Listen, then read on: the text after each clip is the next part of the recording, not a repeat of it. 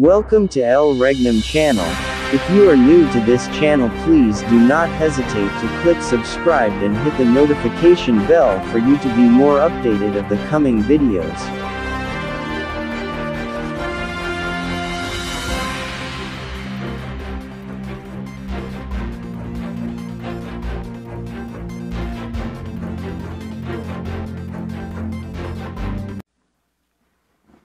Okay, so mga kapatid, ganap na ang 2,000 taon na sukat ng panahon sa pagbabalik ni Kristo sa sanglibutan. At tayo'y nakapasok na sa 1,000 taon na si Kristo ay maghahari kasama ng kanyang mga bayan.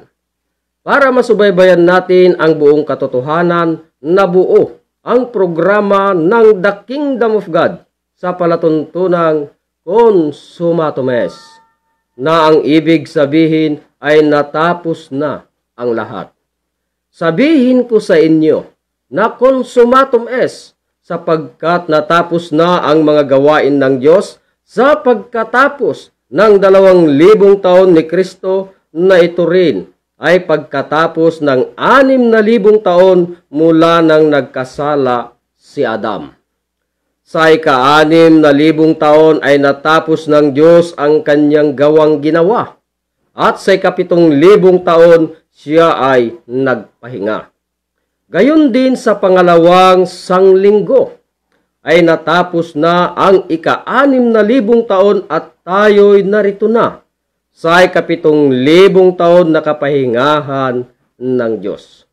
Dahil dito, kinakailangan sa mga tao ang paghahanda para mabago ang sarili, nang sa gayoy hindi na may balik ang nangyari ni Adam, na habang nagpahinga ang Diyos, si Adam ay nagkasala noong unang panahon. Ngayon ay naitatag na ang kaharian ng Diyos na handang papasukan ng mga taong nakasumpong ng katwiran ng Diyos. So mapagpalang oras at magandang gabi sa ating lahat, buong Pilipinas maging sa buong daigdig.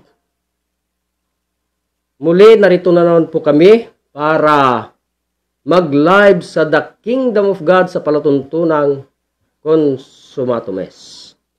So bago po kami magpatuloy, ay nais po muna naming magbigay-pugay sa amin pong mahal na dakilang guro, ang amin pong Supreme Founder of the Kingdom of God, His Majesty, Supreme King Philemon Ondoc Reambunansah. At sa ngalan po ng aming mahal na Pangulo, ang amin pong mahal na Prinsipe Rocky Y. Reambunansah, na siya po ang aming President ng The Kingdom of God at President ng The Royal Alpha Omega Ring Trading Corporation. At ganoon din po sa kapatid ng aming mahal na prinsipe, walang iba, Haring Adolfo B. Reambunansah, na siya po ang ating President ng The Philippine Deuterium Development and Management Corporation. At ganun din po sa amin pong 5 spiritual mothers, hanggang sa mga 12 tribes, 12 apostoles, na kinabibilangan po ng aming regional director dito po sa Region 2. Walang iba po ang amin pong Haring Edgar Palor Ligutom. At kasama po ang kanyang reyna at kanilang prinsesa. So mapagpalang oras po, hari at reyna, at sa inyo pong prinsesa.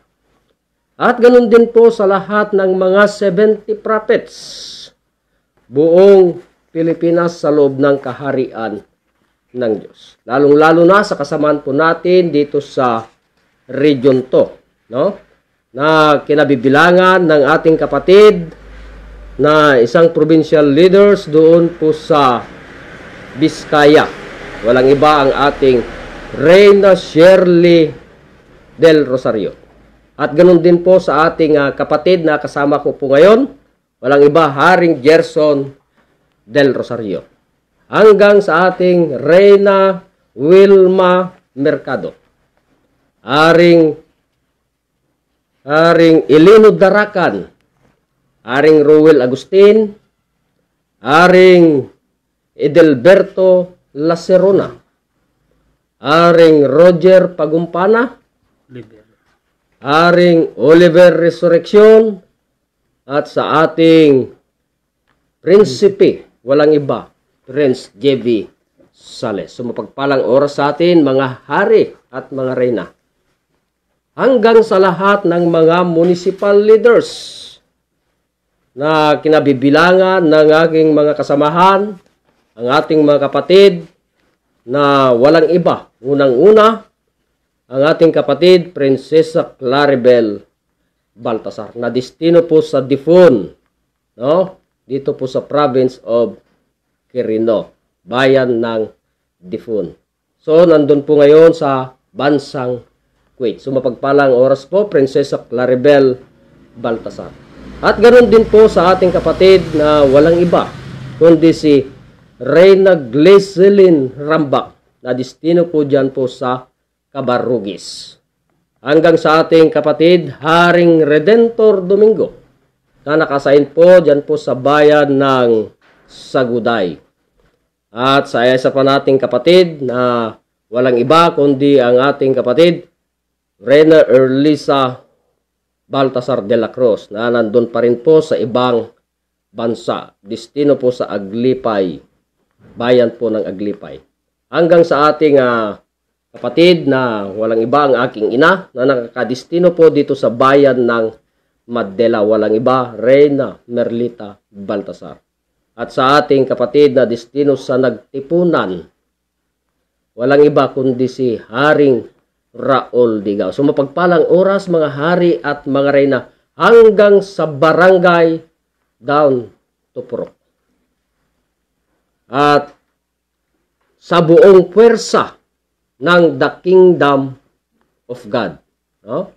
At ganoon din po na kami nagpapasalamat sa walang tigil o sawa sa pagsubaybay sa programa ng The Kingdom of God, sa pamamagitan po ng aming mahal na dakilang guro, mahal na Haring Filimon Ondok Reyam Bonanza, na walang ibang pinapahayag kundi ang tungkol sa kaharian ng Diyos, na ito ay plano pa ng Diyos mula nang itatag ang sanglibutan, na kung ano ang nais ng Diyos na talagang may pahayag, hindi lang dito sa bansa nating Pilipinas, kundi maging sa sanglibutan, na siyang aming pinapatunayan na ito po'y galing sa aming mahal na dakilang guro, mahal na Haring Filimon Ondok Reyam Bonanza.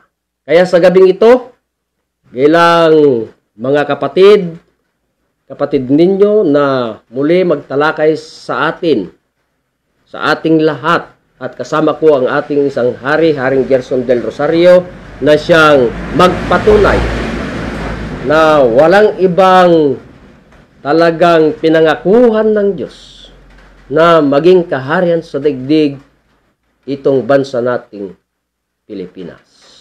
Kaya ito po, muli atin pong subaybayan at pakinggan at intindihin yung mga bagay na nakatagong lihim na itong bansa nating Pilipinas ay siyang kaharian ng Diyos. So walang iba, Haring Gerson del Rosario.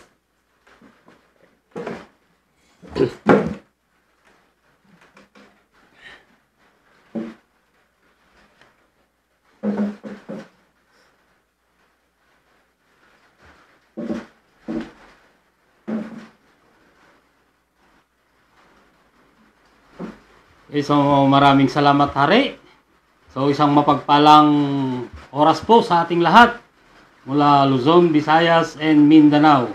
So live po tayo ngayon sa The Kingdom of God, Region 2, Province of Quirino, sa bahay po ng ating kapatid, si Reyna Merlita Baltasar. Okay, so bago po ako magpatuloy, pasasalamat at pagpupuri sa aming mahal na dakilang guro, ang aming Supreme Founder of the Kingdom of God, His Majesty Supreme King Philemon Ondok Riam Bonanza. At ganun din po na kami po ay nagpapasalamat at gumagalang sa aming mahal na Pangulo, mahal na Prinsipe Rocky Y. Riam Bonanza, na siya po ang aming President ng The Royal Alpha Omega Ring Trading Corporation. And at the same time, siya po ang President ng The Kingdom of God. At ganoon din po na kami po ay nagpapasalamat sa aming Hari Adolfo B. Riam Bonanza, na siya po ang ating President ng Philippine Deuterium Development and Management Corporation. At ganoon din po sa mga 5 spiritual mothers na nasa banal na syudad sila ngayon, doon sa Rizal Shrine, Purok New Jerusalem, Rizal Shrine, Talisay, Dapitan City. So magandang gabi po sa inyo mga nanay. At ganun din sa mga 12 tribes, 12 apostoles na kinabibilangan po ng aming Regional Director ng Region 2, Hari Edgar Palor Ligutom. At ganun din po sa kanyang Reyna Rose Padillo Ligutom, at sa kanilang prinsesa. So, magandang gabi po sa inyo, Hari at Reyna. At sa lahat po ng mga provincial leader or mga provincial leader na itinalaga ng aming mahal na Pangulo, diyan sa provincial leader po diyan sa Biskaya. So wala pong iba ang aking ina, si Reyna Shirley Del Rosario, at si Reyna Wilma Mercado. At sa mga provincial leader po diyan sa Isabela, yan, si Hari Roger Pagumpana, si Hari Edelberto Lacerona, at si Hari Oliver Resurrection, yan, at si Hari Ruel Agustin, at si Hari Ilino Darakan, at ang ating prinsipe sa Cagayan, Prince JB Sales.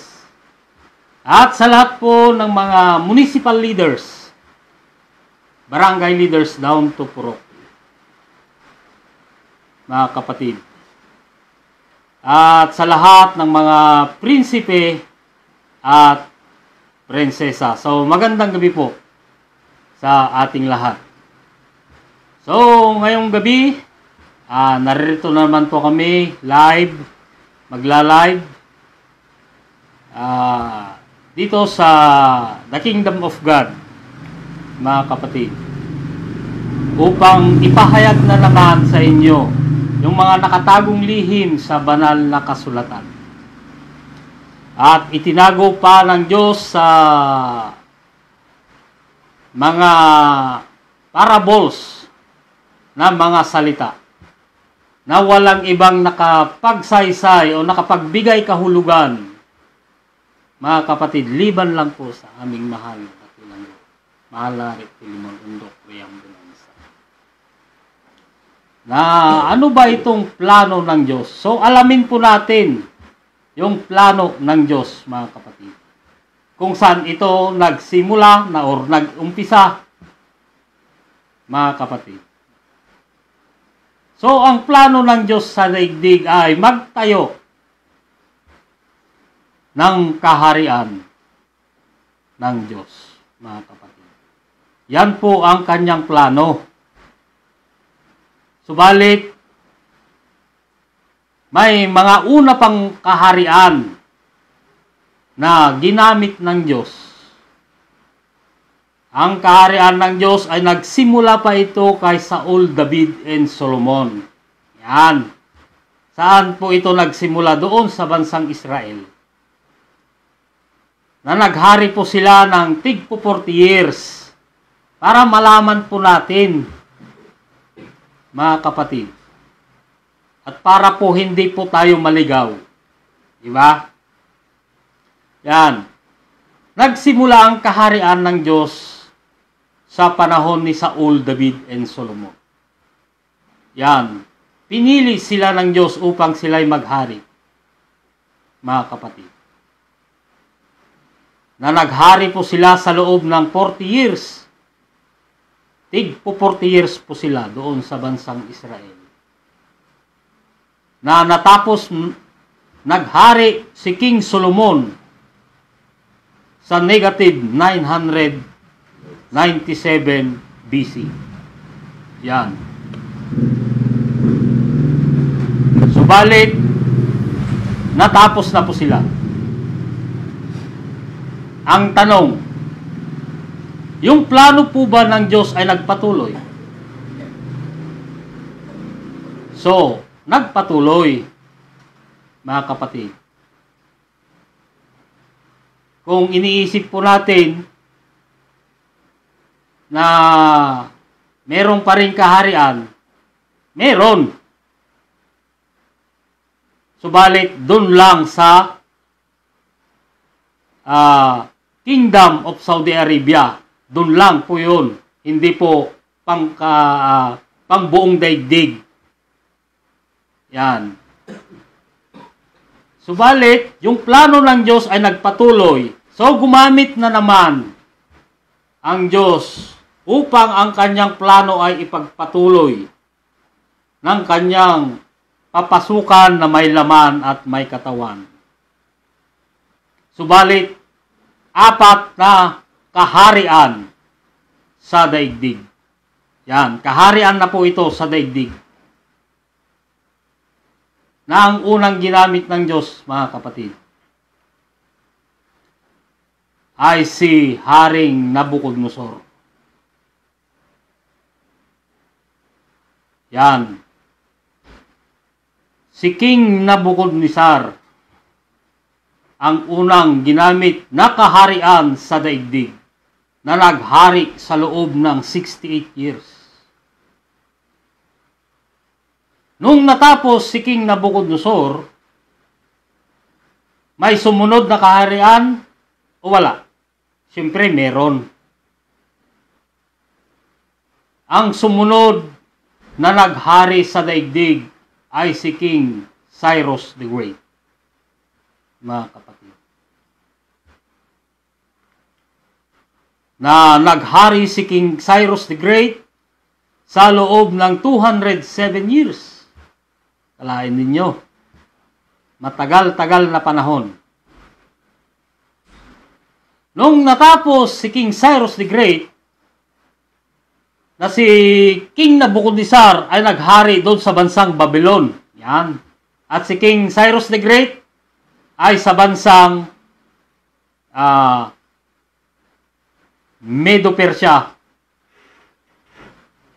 At ang pangatlo na naghari sa buong daigdig ay si Alexander the Great, na naghari sa loob ng 163 years sa bansang Greece. Mga kapatid. Ang pang-apat ay ang bansang Rome, na naghari po dyan ang mga Caesars. Mga kapatid. Na naghari sila sa loob ng 476 AD. Yan ang 4 na kaharian sa daigdig.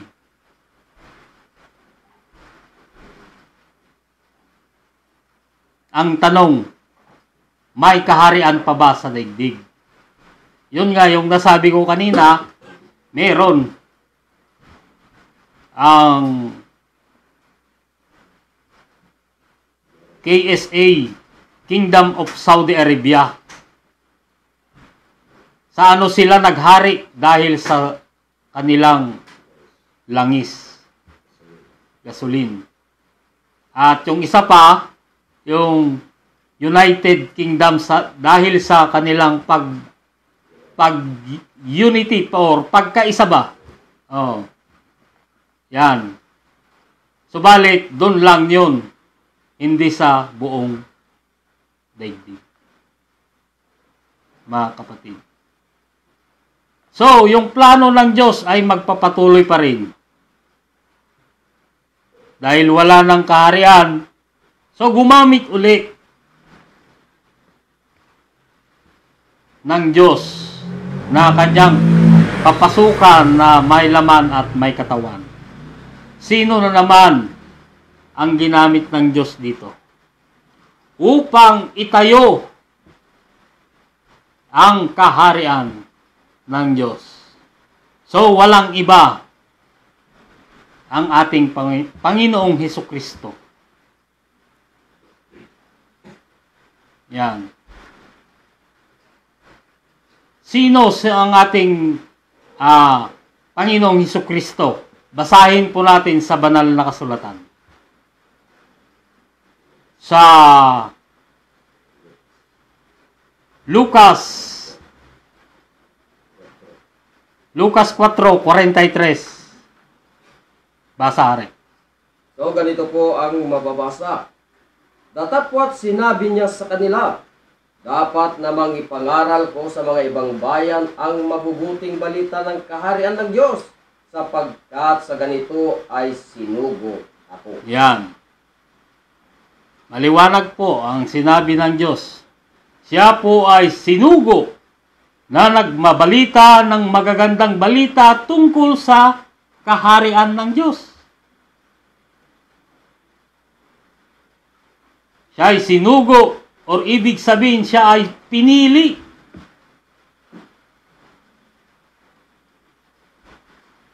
Upang maganap yung plano ng Diyos, mga kapatid.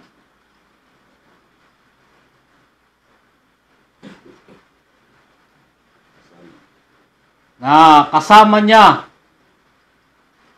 yung 12 na nangangaral. Saan?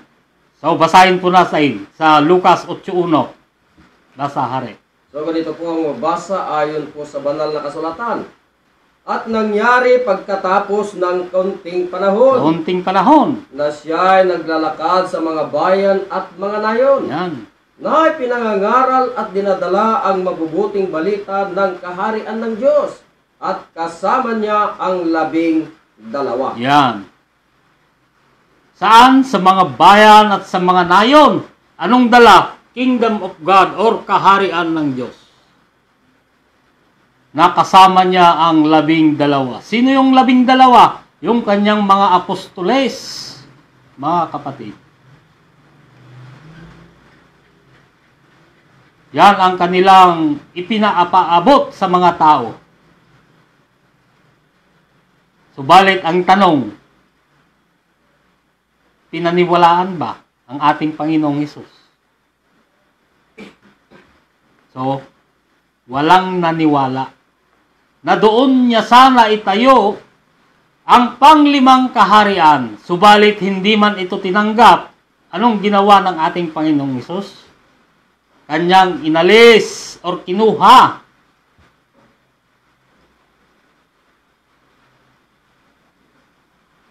At saan niya kaya ito ibinigay? So, basahin po natin sa banal na kasulatan. Sa Matthew 21:42-43. Basa rin. So, ganito po ang mabasa ayon po sa banal na kasulatan. Sinabi sa kanila ni Jesus, kailanman bagay hindi ninyo nabasa sa mga kasulatan? Ang batong itinakwil ng nangagtatayo ng gusali, ang siya ring ginawang pangulo sa panulo. Ito'y mula sa Panginoon, at ito'y kagilagilalas sa harap ng ating mga mata.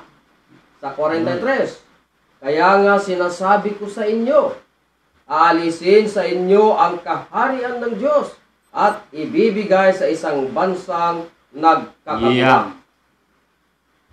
Maliwanag po yung sinabi ng Diyos. Kanilang itinakwil yung bato. Sino yung bato? Si Kristo yun. mga kapatid.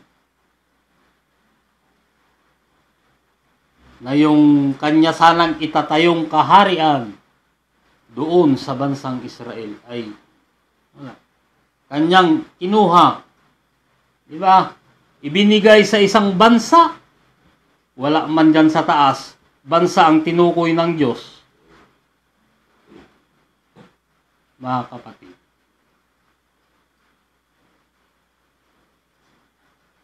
Bansa. Kaya mapalad yung bansa na pagbibigyan ng Diyos ng kanyang kaharian. Isipin po natin, ayon sa banal na kasulatan, sa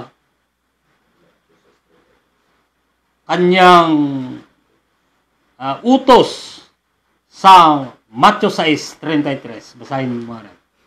So ganito po ang mabasa ayon po sa banal na kasulatan. Datapwat hanapin muna ninyo ang kanyang kaharian. Yan. At ang kanyang katwiran. At ang lahat ng mga bagay na ito ay pawang idaragdag sa inyo. Yan. Yan ang kanyang utos. Utos ng Diyos. Datapwat hanapin muna ninyo ang kanyang kaharian. Siyempre, pag ipinapahanap ng Diyos, siyempre mahanapan. Ano pa? Yung kanyang katwiran. Yung kanyang mga batas. At ang lahat ng mga bagay na ito ay pawang idaragdag sa inyo. Ano yung idaragdag? Marami. Yung buhay na walang hanggan, mga kayamanan ng Diyos, pagpapala ng Diyos. Yan ang kanyang idaragdag.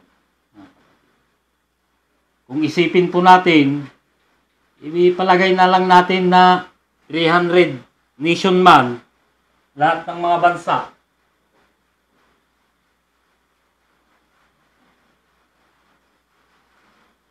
$300 nation.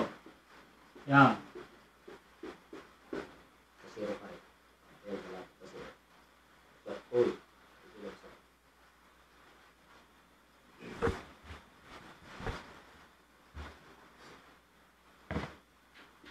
Tentilata.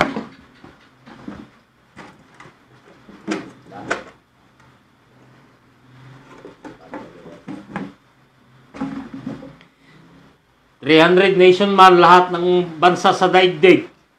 Kaya mapalad yung piliin ng Diyos na pagtayuan muli ng kanyang kaharian.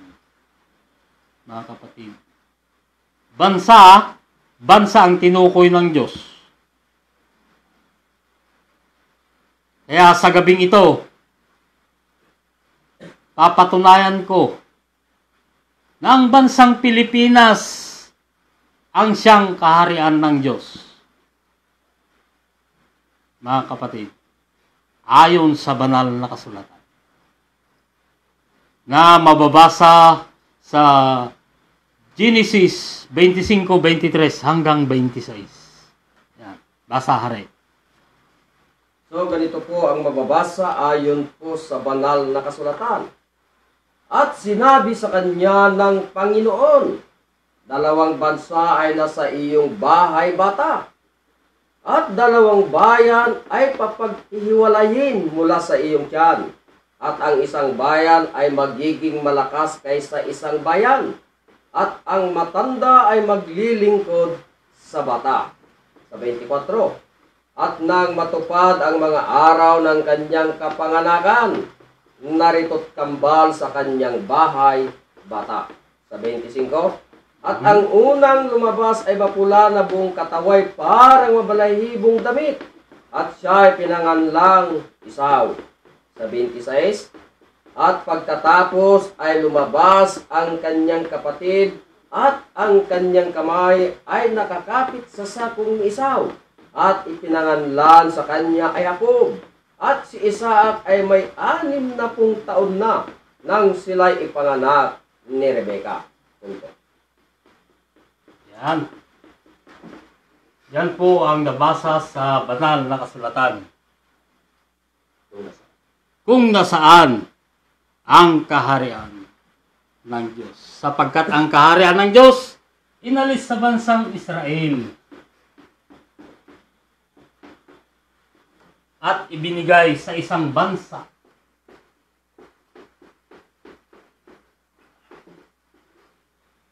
na nagkakabunga. Yan, mga kapatid. So, si Rebecca ay nagbuntis ng 2 bansa. Mga kapatid. Na si Rebecca ay siyang ginamit ng Diyos na talinhagang salita sa banal na kasulatan kung nasaan ang kaharian ng Diyos. Sapagkat ang kaharian ng Diyos inalis sa bansang Israel, ibinigay sa isang bansa na nagkakabunga.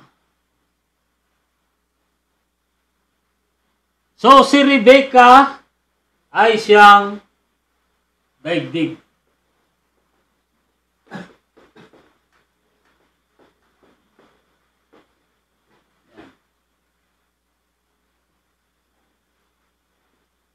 Ngayon, dumating na ang panganganak ni Rebecca.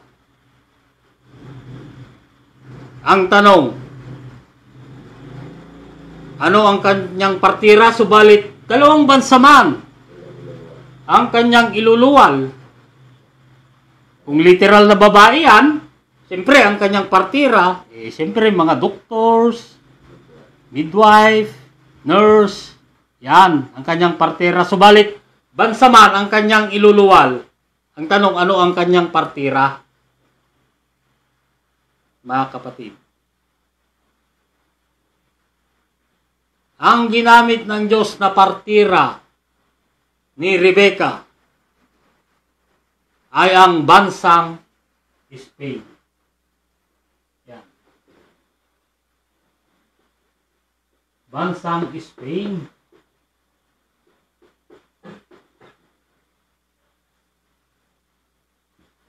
Dito sa bansang Spain ay may 2 tao na ginamit ng Diyos upang sila ay magdiskubre. Ito ay sina Christopher Columbus at Ferdinand Magallanes. Si Christopher Columbus at Ferdinand Magallanes ay naglakbay sa malayong hilaga. At nakarating sila sa taong October 12, 1492.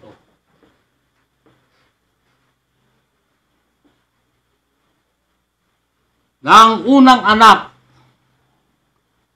ni Rebecca ay si Esau. Yan ang unang anak ni Rebecca.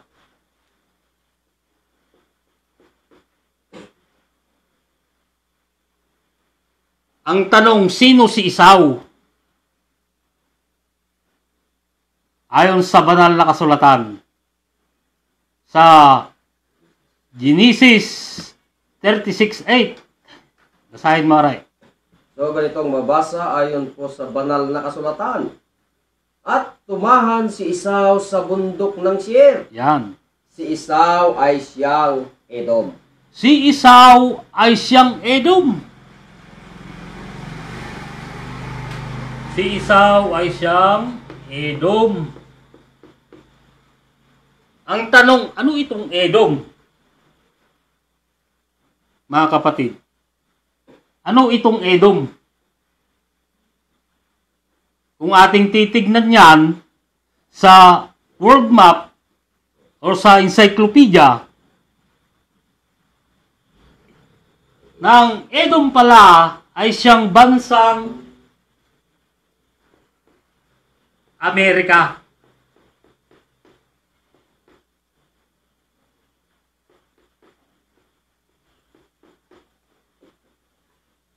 Yan.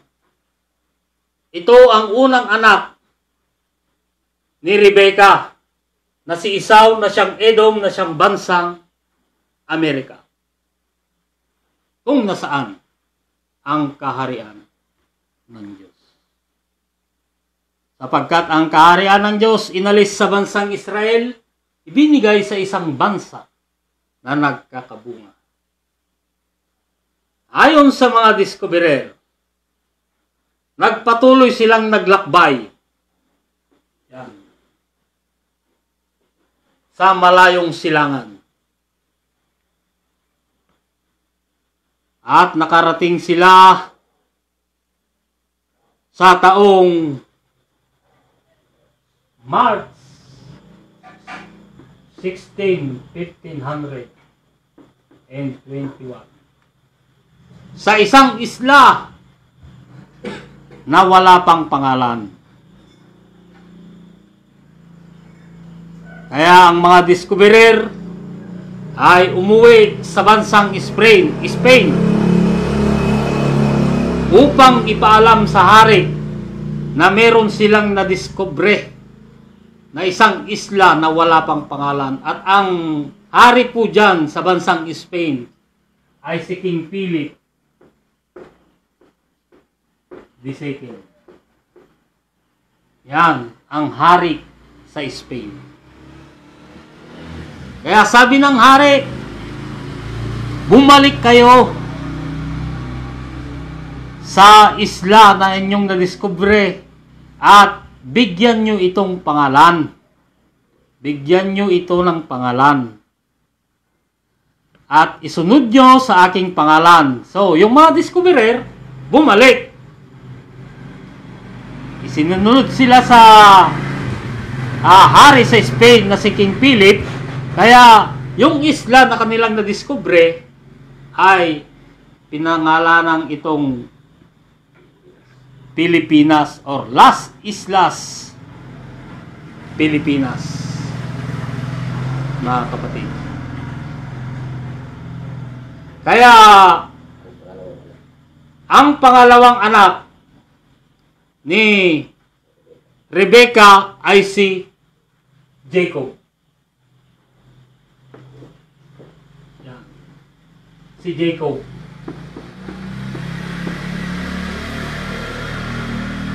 So, sino si Jacob? So, basahin po natin sa banal na kasulatan. Sa Genesis 32:28. Basta, hari. So ganito mabasa ayon po sa banal na kasulatan. At sinabi niya, hindi na tatawaging Jacob ang iyong pangalan, kundi Israel, sapagkat ikaw ay nakipagpunyagi sa Diyos at sa mga tao, at ikaw ay nanaig. Yan. So ano na ang pangalan ni Jacob? Israel. So, Israel.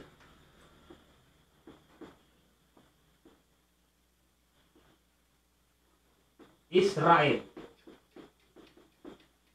Sapagkat ikaw ay nakipagpunyagi sa Diyos at sa mga tao, at ikaw ay nanaig.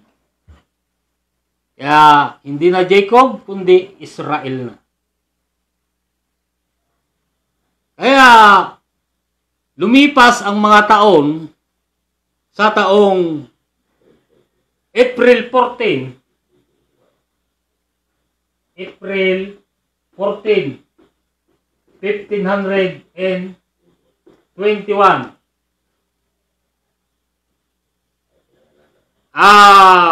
Yung bansa na kanilang nadiskubre ay pinangalanang Pilipinas, mga kapatid. Ayon sa pangalan ng hari sa Spain. Kaya, Pilipinas. Yan. Kung nasaan ang kaharian ng Diyos. Sapagkat ang kaharian ng Diyos inalis sa bansang Israel, ibinigay sa isang bansa nga nagkakabunga. Kaya lumipas ang 2 taon, mga kapatid. After 2 years preparation, kung idagdag natin sa 1521 yung 2 years, ang sukat ay 1523. Kaya sa taong April 14, 1523, isinigaw ng dalawang tao. Ano ang kanilang isinigaw? Philippines is a Christian country. Yan. Isinigaw ni King Humabon at si King Lapu-Lapu. Philippines is a Christian country. At binautismon pa ito ng isang pare. Walang iba, si Father Pedro Valderrama. Yan. Upang higit po natin maunawaan, mga kapatid, at maintindihan bakit malakas, bakit mapula, bakit mabalahibo, at bakit maglilingkod sa bata. So, ganito po ang hanay. Ang tanong, bakit malakas? Ang bansang Amerika po ba ay malakas? Mga kapatid, tunay. Bakit? Tunay na sila'y malalakas sapagkat ang kanilang mga kagamitan na pandigma ay mga high power. Kaya tunay na malakas ang bansang Amerika. At bakit mapula? Ang tanong, ang bansang Amerika po ba ay mapula? Tunay, mga kapatid. Kung masilayan ng araw yung kanilang mga kutis o kanilang mga balat, di ba? Mamula-mula. Tunay yan, mga kapatid. Ng bansang Amerika ay tunay na mapula. At bakit mabalahibo? Ang tanong, ang bansang Amerika po ba ay mabalahibo? Tunay. Kung makakita po tayo ng mga Amerikano, talagang makikita natin sa kanilang pangangatawan na talagang mababalahibo or mabalbon ba? Kaya tunay ang bansang Amerika na mabalahibo. At bakit maglilingkod sa bata? Ang tanong, ang bansang Amerika po ba ay maglilingkod sa bata? Tunay na maglilingkod sa bata. So, ganito po ang hanay. Sa taong 1945,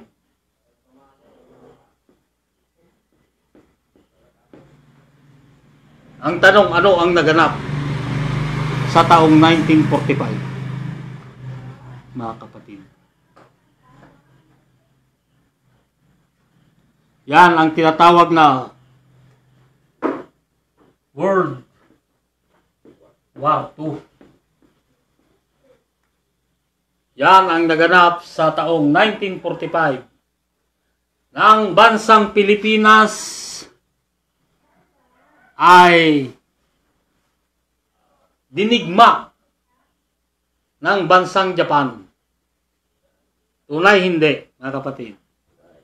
tunay, kahit tanungin po natin yung mga ninuno natin, yung mga lolo at mga lola po natin.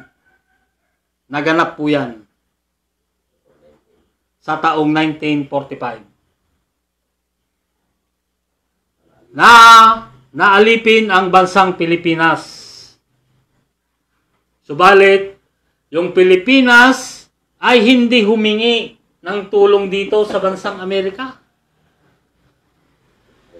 Bagkus ang Amerika ang siyang kusang tumulong sa bansang Pilipinas.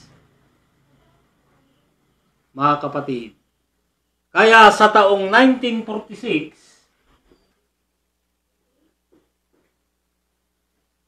ano ang naganap sa taong 1946? Mga kapatid. Yan ang kalayaan ng naging malaya ang bansang Pilipinas. Kaya ito ay tinawag na America Philippine Friendship Day. Yan.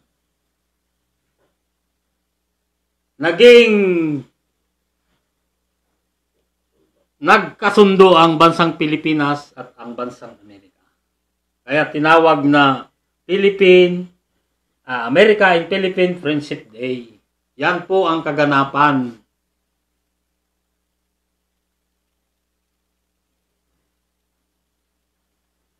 Ang tanong, saan po ito naganap? So walang iba. Dito po sa bansa natin, Pilipinas.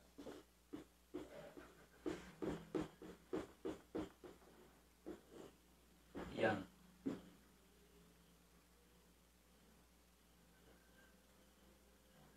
Nasaan ang kaharian ng Diyos?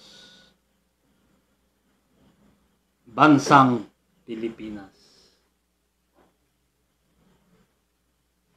Kaya hindi po ako natatakot or mahihiya na ipagsigawan sa buong mundo na ang bansang Pilipinas ay siyang kaharian ng Diyos. Mga kapatid. Ito po yung unang patotoo kung saan ito po ay diskubre na dalawang bansa lang ang ginamit ng Diyos, ang bansang Amerika at ang bansang Pilipinas. Kung nasaan ang kaharian ng Diyos, mga kapatid. Sapagkat ang kaharian ng Diyos inalis sa bansang Israel at ibinigay sa isang bansa na nagkakabunga. Bansang Pilipinas po yun, tinukoy ng Diyos na bansang nagkakabunga. Nagkabunga sa taong April 14, 1523. Bansang nagkakabunga. Bakit nagkakabunga ang bansang Pilipinas? Yan. Kasi dito mo lang makikita yung maraming mga iba't ibang lingwahe ng mga Pilipino. Yan. Bansang nagkakabunga. Ito yung pinili ng Diyos na pagtayuan muli ng kanyang kaharian na kailanman ay hindi na magigiba. Ito na yung panglima na itatayo ng Diyos, mga kapatid. Wala nang kasunod.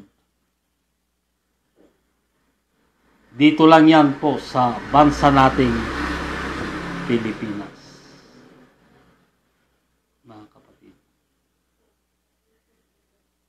Okay, so ito po ang aking tinalakay sa kaorasang ito. Maraming salamat sa lahat ng nagsubaybay ng programa po ng aming mahal na hari, Malaring Filimon Ondok Riambulansa. sa palatuntunang Consumatum Est. Higit po akong nagpapasalamat sa aming mahal na dakilang guro. At ito po ang aming Supreme Founder of the Kingdom of God, His Majesty, Supreme King Philemon Ondok Riambunansa. At ganoon din po na ako'y nagpapasalamat sa aming mahal na Pangulo, mahal na Prinsipe Rocky Y. Riambunansa. At ganoon din po sa aming Regional Director ng Region 2, Hari Edgar Palor Ligutom. Kasama na po ang kanyang Reyna Rose Padillo Ligutom at ang kanyang prinsesa. Yan. Maraming salamat at magandang gabi po sa ating lahat. Ako po ang inyong lingkod, Hari Gerson del Rosario. Maraming salamat at magandang gabi po.